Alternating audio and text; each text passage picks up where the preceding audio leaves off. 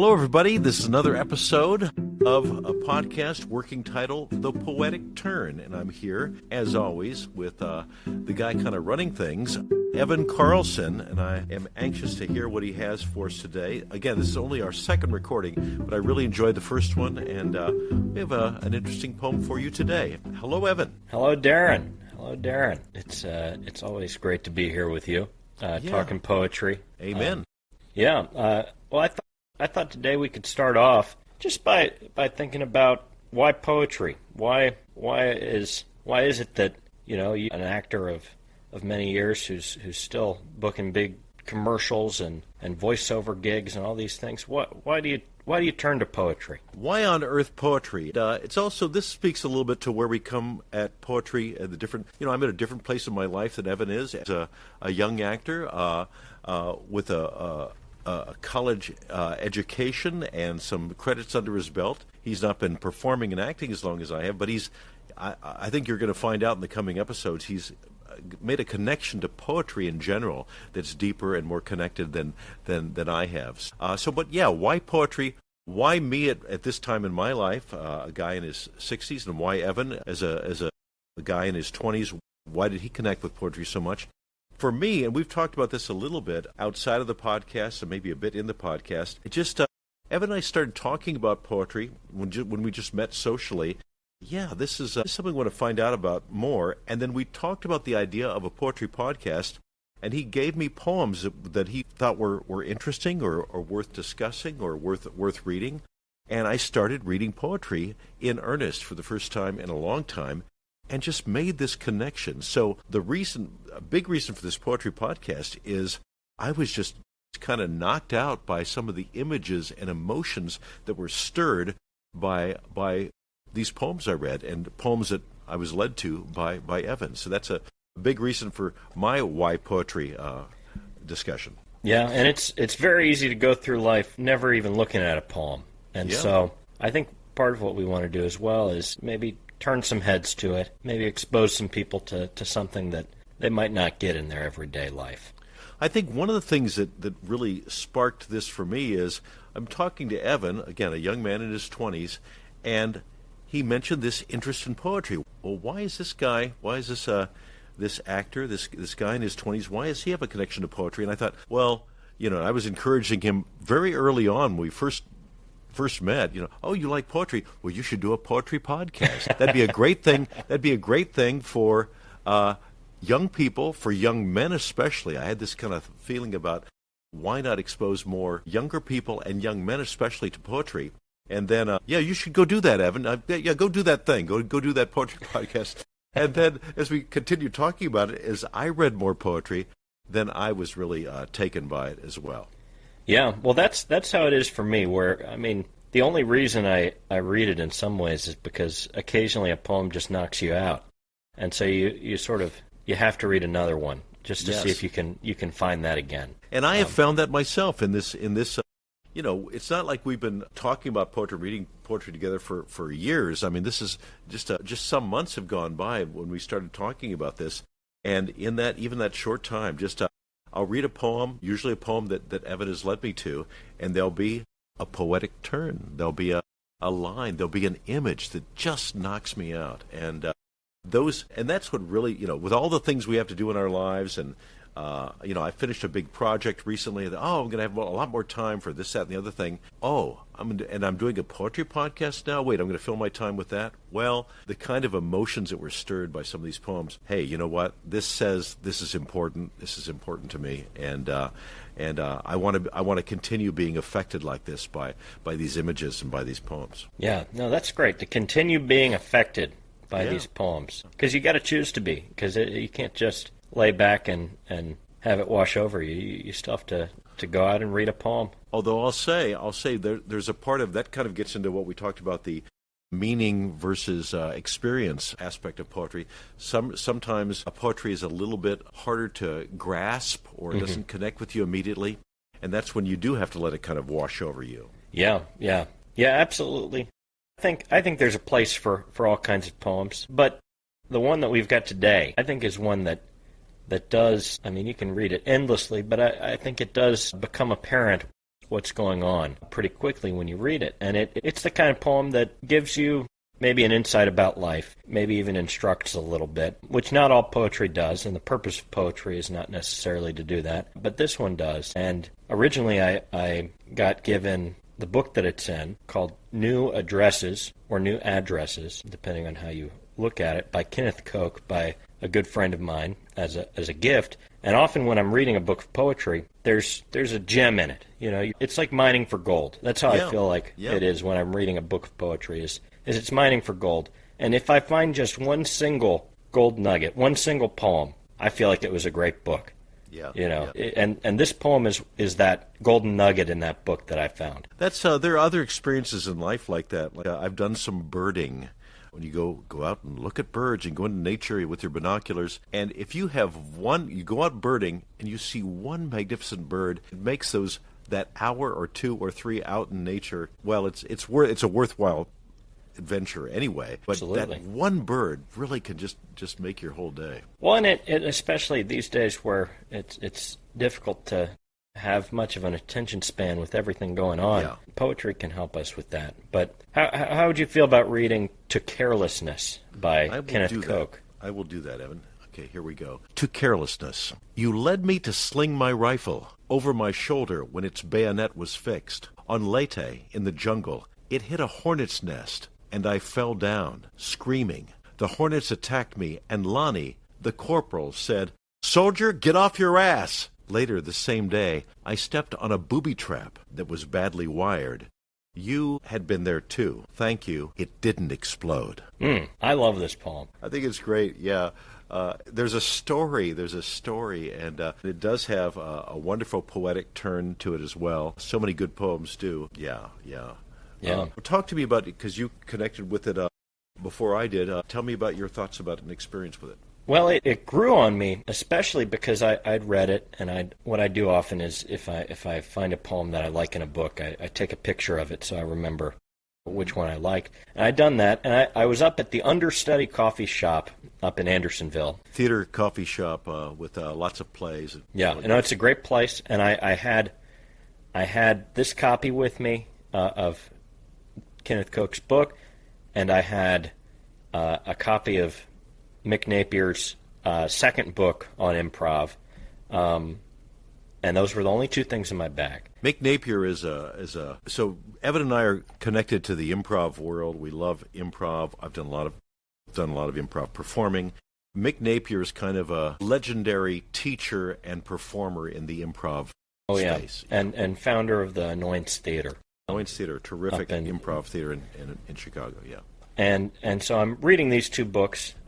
And I set my bag down, and then I leave the store. And I realized, oh no, I've left it there once I got home, and I called them, and they said, no, there's no bag here. And so I carelessly left this book at this store, and the next day I end up being at the Annoyance Theater, and I'm talking to Mick Napier, or I'm not talking to Mick Napier, I'm seeing him over there, and because I just had this book lost or stolen or what have you, it made me say, you know what, I'm going to go up to Mick Napier, and I'm going to tell him that this happened. And I say, and he's doing magic tricks. He likes to do magic tricks. I didn't know that.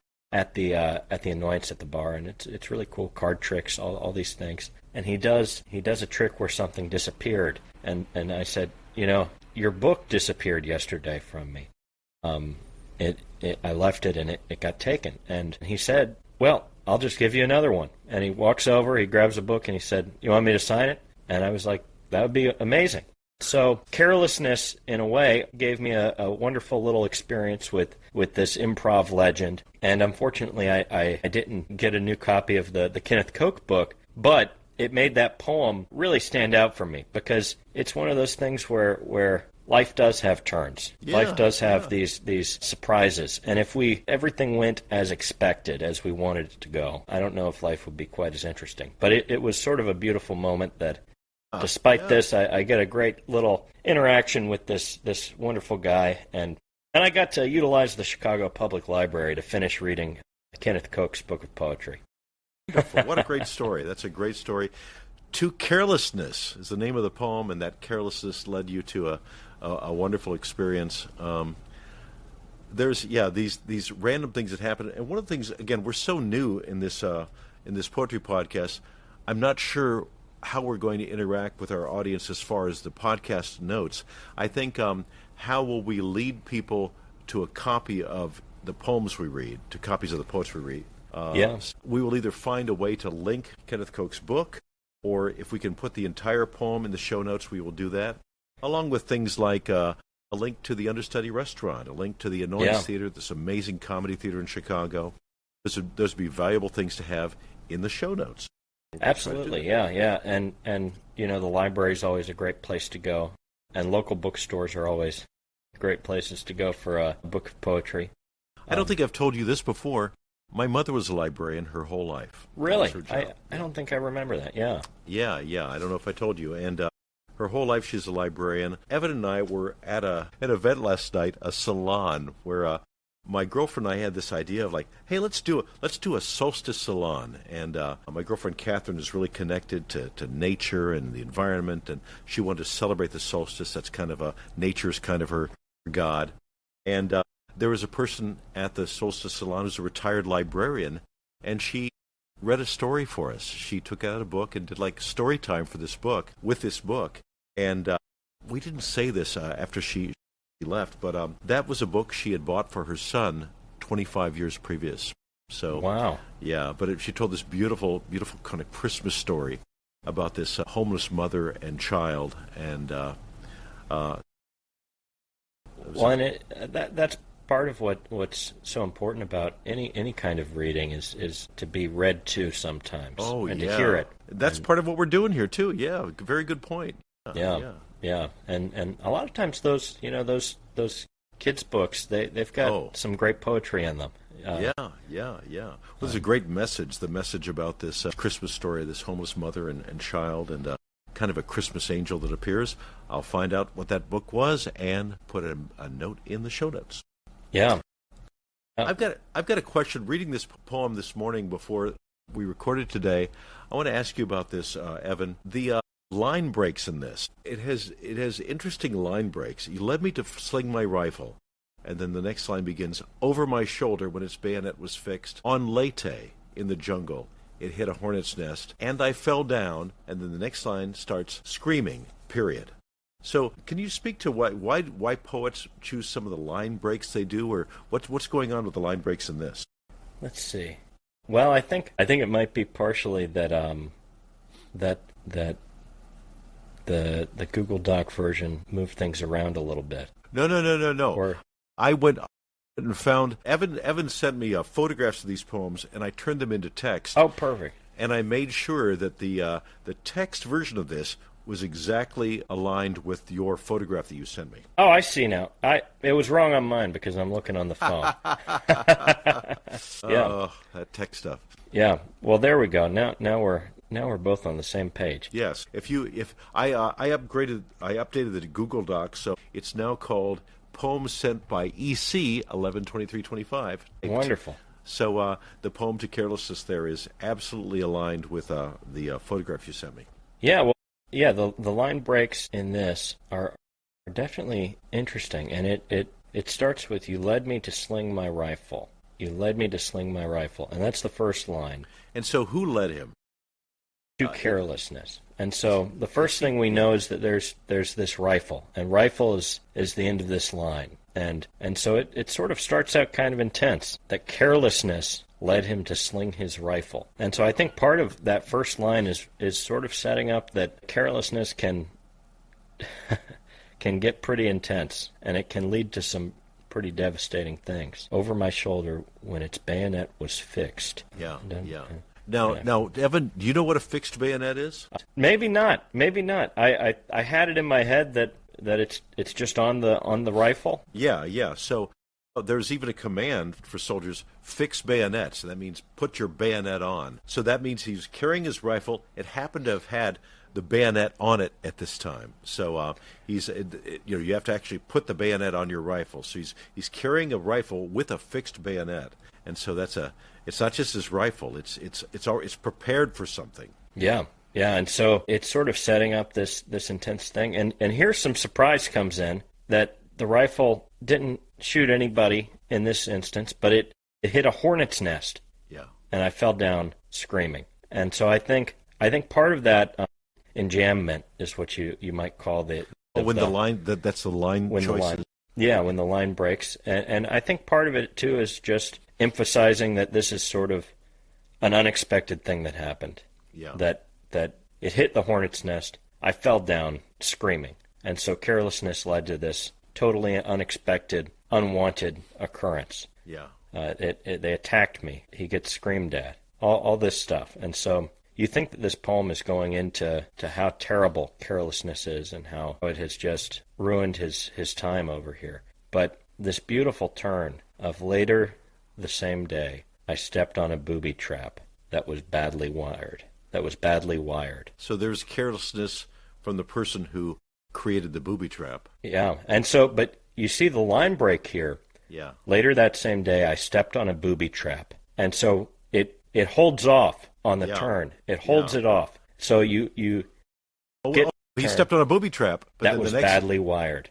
And so oftentimes these line breaks can actually help intensify the turn that happens. Yeah. It can help make it even more surprising. And it's a beautiful thing to get to the end of the line. And it's like a cliffhanger almost. It's like finishing a chapter and you don't know what's happening next. But he stepped on a booby trap, and your eye has to go over to the next line. That was badly wired. You had been there, too. You had been there, too. Yeah.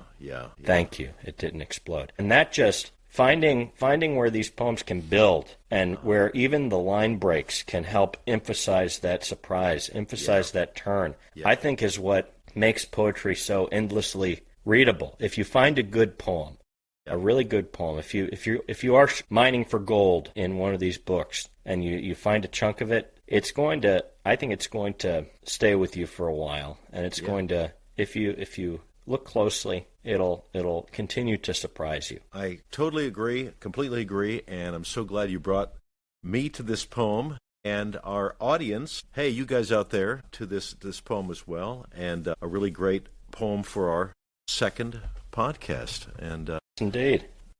Man, oh man. Well, a really good one, Evan. I thank you so much for bringing us to Carelessness by Kenneth Koch. And everybody who's listening, this is just our second recording. We're just getting started here. Hopefully, we'll draw you in, and you'll stay with us going forward. Like I say, more in the show notes, and do all that stuff. What people say when you have a podcast: like and subscribe, and tell your friends. Tell all your friends. Be careless as well. Be careless in the way and how you distribute this information about this podcast, unheeding in your desire to spread it far and wide. Yes, if Kenneth Koch had known about this podcast, he would have written the poem about carelessly telling everybody you know. Amen. That's right. He would have, and we thank him for it. Well, thanks for listening, everybody. Thank you, Evan. Thank you, Darren. We'll see you next time.